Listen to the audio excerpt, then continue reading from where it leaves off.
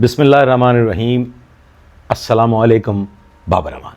एक बड़ा viral case है हाफिजाबाद के मुतालिक, गेट लॉस्ट से यू गेट लॉस्ट तक। इसमें मुख्तलिफ आरा सामने आ रही हैं, मुख्तलिफ गुफ्तगू सुनने को मिल रही है, लेकिन मैं आपकी खिदमत में कुछ हक़ाइक़ पेश करना चाहता हूँ और जायज़ा लेना चाहता हूँ, आपसे सवाल कर रहा हूँ और हमें इसका कोई ना कोई नतीजा अख़ज़ करना है। DPO हाफिजाबाद हैं, कामरान हमीद उनका नाम है, ग्रेड 18 के वो अफसर हैं और वो DPO तैनात होते हैं। अब वो किसी भी ग्रेड के ऑफिसर हैं, ये सवाबदीदी इख्तियार है इंस्पेक्टर जनरल पुलिस का कि वो किस ओहदा के ऑफिसर को क्या ज़िम्मेदारी सौंपता है। ग्रेड 18 के बेशुमार ऑफिसर्स, वो खानूरी हों या नारी हों, वो मुख्तलिफ़ ओहदों पे तैनात रहते हैं और ये डिपेंड करता है कि वो किस तरह की शख्सियत है। वाक़े को डिस्कस कर लेते हैं कि एक MPA साहब के बेटे हैं, वो अपने चंद एक हल्का के लोगों के साथ DPO ऑफिस विज़िट करते हैं। DPO साहब तशरीफ़ नहीं रखते थे, कामरान हमीद साहब वहाँ तशरीफ़ नहीं रखते थे, लिहाजा चूँकि ज़ाहिर है इलाका के एरिया के MPA का बेटा है तो सभी जानते होंगे, उन्हें DPO साहब के दफ्तर में बिठा दिया जाता है। अब एक आम सी बात है, ये कोई इतनी इम्पॉर्टेंट चीज़ नहीं है जिसको इतना इम्पॉर्टेंट बना दिया गया कि वो जो साहब थे वो अवामी नुमाइंदे थे और उनके साथ यकीनन उनके हल्का के वोटर सपोर्टर होंगे। तो इस बीच में वहाँ इंतज़ार करते हुए उन्हें ज़रूरत महसूस हुई कि वो रेस्ट रूम में जाएँ, मतलब वॉशरूम में जाएँ, फ्रेश अप होने के लिए ज़रूरत महसूस हुई होगी, जो कि नेचुरल है। अब वो साहब DPO साहब की अदम मौजूदगी में रेस्ट रूम में चले जाते हैं फ्रेश अप होने के लिए। इसी असना में DPO कामरान हमीद साहब तशरीफ़ ले आते हैं। अब जब कामरान हमीद साहब वहाँ आते हैं और वो इस दौरान उन्हें वॉशरूम से, रेस्ट रूम से बाहर आते हुए देखते हैं तो वो कुछ नाखुशगवार जेस्चर देते हैं और MPA साहब के जो बरखुरदार हैं, जो आमी नुमाइंदे के बेटे हैं, उनके साथ उनकी तल्ख कलामी होती है, जो मुंतज होती है कि वो DPO साहब कामरान हमीद साहब, जो कि गवर्नमेंट सर्वेंट हैं, जो कि पब्लिक सर्वेंट हैं, वो अपने इलाका के अवामी नुमाइंदे के बेटे को फरमाते हैं कि गेट लॉस्ट। अब गेट लॉस्ट से कहानी खड़ी हो जाती है। MPA साहब के जो बरखुरदार हैं वो यकीनन वहाँ से अपने साथ जो उनके आया हुआ था वफद, वो उसके हमरा वहाँ से चले जाते हैं और यकीनन सूरत हाल की निस्बत उन्होंने अपने वालिद मोहतरम को भी आगाह किया होगा। बाहर कैफ ये सारी सूरत हाल अब से कोई 20 एक रोज़ कबल पेश आने वाली इस सूरत हाल पे नतीजा क्या निकलता है कि इंस्पेक्टर जनरल पुलिस पंजाब जो हैं वो DPO साहब को वहाँ से ट्रांसफ़र कर देते हैं। इसके रिज़ल्ट में वो जो MPA साहब हैं, उनके जो बरखुरदार हैं, यकीनन हमारे लिए काबिल एहतराम है, अवामी नुमाइंदे हैं, वो भी जवाबन एक पोस्ट करते हैं और वो लिखते हैं कि नाउ यू गेट लॉस्ट। इसको लेके बहुत चेमगोइयाँ हुई, बहुत गुफ्तगू हुई, बड़ा मतलब, तो कहते हैं कि हुई ताखीर तो कुछ बायसे ताखीर भी था। मैं अवलीन सतह पे इस पर गुफ्तगू कर सकता था, लेकिन मुझे चंद एक मालूमात हासिल करनी थी, रिपोर्ट हासिल करनी थी, गहराई तक जाना था कि एक्चुअली हुआ क्या। अब देखिए साहब, बात इस तरह से है कि इसमें कोई सुबकी नहीं हुई DPO की, ना ही पुलिस डिपार्टमेंट की।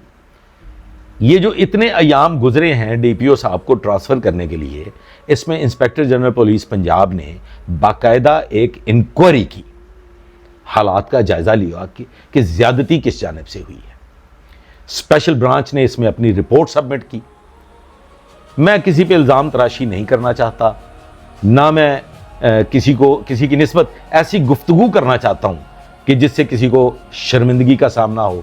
DPO साहब का तौर अतवार अपने ज़िला में कोई मुनासिब नहीं रहा, ना ही सोशली ना ही मॉरली। मेरी इसी गुफ्तगू को काफ़ी समझिएगा। फिर DPO साहब की निस्बत जो मातहत अमला की जानिब से शिकायत सुनने को मिली, वो भी नाकाबिले बयान है। इसी तरह से ڈی پی او صاحب نے کچھ ناجوازگیاں ایسی کیں جس میں کچھ پوسٹنگز ٹرانسفرز، پھر ایک خاتون کو جلال پور بھٹیاں ایس ایچ او لگایا گیا، اس کی نسبت بھی بہت گفتگو سننے کو ملی، لیکن میں اس کو یہاں پہ بالکل مائنس کرتا ہوں اپنی گفتگو میں سے۔ مجھے صرف اتنا کہنا ہے کہ وہاں پہ اور بھی بہت سے ڈی پی او رہے ہوں گے، اور بھی اضلاع میں ڈی پی او صاحبان ہوتے ہیں، ایس پیز ہوتے ہیں، ایس ایس پی ہوتے ہیں، مختلف کلیدی عہدوں پہ تعینات افسران ہوتے ہیں۔ کم از کم میں نے اپنی پریکٹیکل لائف میں کبھی ڈی آئی جی لیول کے آفیسر کو بھی اس بات کو پہ برا مناتے ہوئے نہیں دیکھا کہ جو مہمان وہاں بیٹھے ہوتے ہیں، جو لوگ آئے ہوتے ہیں، ان میں سے کوئی اٹھ کے بعض اوقات بڑے بارش سائل بھی اجلت میں کسی بھی ڈی آئی جی لیول کے آفیسر کے واش روم میں چلے جاتے ہیں۔ ہم کئی ایک بار اپنے سینئر افسران کے واش روم میں گئے ہیں، کبھی کسی نے اس بات کو برا نہیں سمجھا۔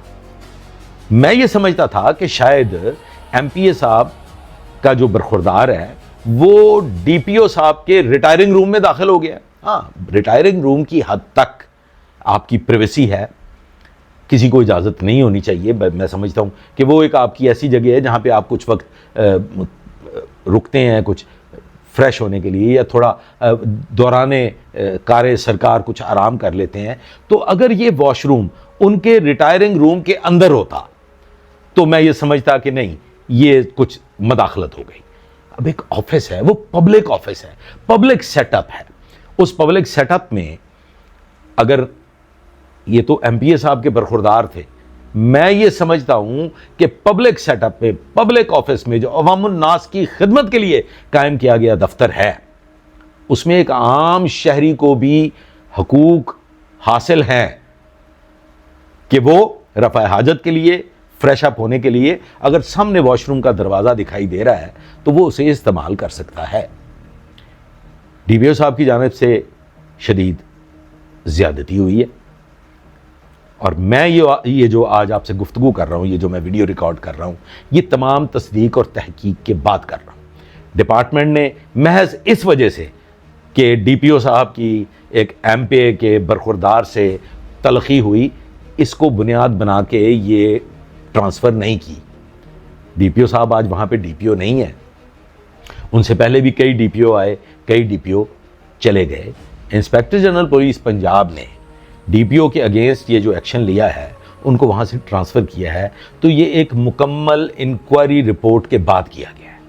ڈی پی او صاحب کی نسبت، ان کی کارکردگی کی نسبت اور ان کے رویے کی نسبت اسپیشل برانچ کی جو رپورٹ ہے وہ کوئی اتنی مناسب رپورٹ ہرگز نہیں ہے کہ انسپیکٹر جنرل پولیس پنجاب اپنے ڈی پی او کے لیے کوئی سٹینڈ لیتے، اور یہ سٹینڈ لینے والی وجہ ہی نہیں تھی۔ مطلب وہ واش روم، وہ ریسٹ روم، کیا مطلب ڈی پی او صاحب جو ہے وہ کوئی ایسی مخلوق تھے کہ جن کے دفتر میں کسی کو انسان تصور نہ کیا جائے، کسی کو انسانیت کے درجے سے ہی گرا دیا جائے؟